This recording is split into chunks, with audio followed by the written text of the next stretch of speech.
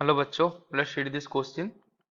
A block is in simple harmonic motion as shown in the figure on the frictionless surface that is mu equal to 0.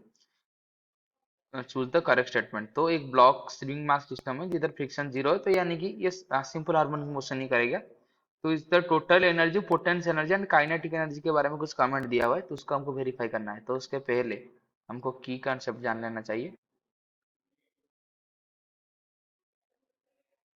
तो की concept क्या है? तो potential energy in S H M, उसका formula क्या होता है? ये होता है half M omega square into X square.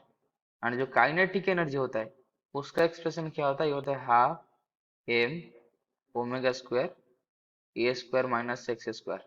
तो इधर एक्स क्या है? डिस्प्लेसमेंट. ए उसका amplitude, omega angular frequency and M उसका मास है.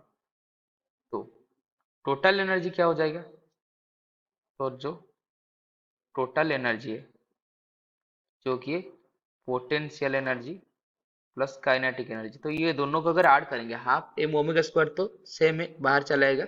एक्स स्क्वायर प्लस ए स्क्वायर माइनस एक्स स्क्वायर, तो एक्स स्क्वायर कैंसिल, ओनली ए स्क्वायर बच जाएगा, तो आ जाएगा half M omega square A square. तो ये आ गया टोटल एनर्जी का फॉर्मूला. तो ऑप्शन सी में बोला है कि टोटल एनर्जी रिमेन कांस्टेंट.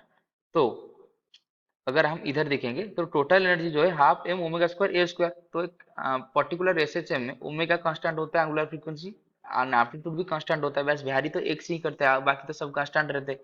तो एक्स वैरी करता है और ओमेगा ए मास ये सब कांस्टेंट रहते हैं, यानी कि टोटल एनर्जी तो हमेशा कांस्टेंट ही रहेगा, यानी कि option C is the right answer.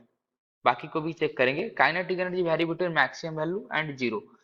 तो काइनेटिक एनर्जी में अगर एक्स इक्वल टू ए डालेंगे या माइनस ए डालेंगे, तो ये क्या हो जाएगा? जीरो हो जाएगा. काइनेटिक एनर्जी जीरो हो जाएगा.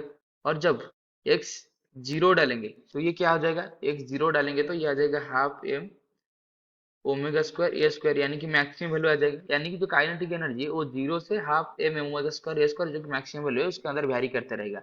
Similarly potential energy at x equal to zero, ये हो जाएगा जीरो.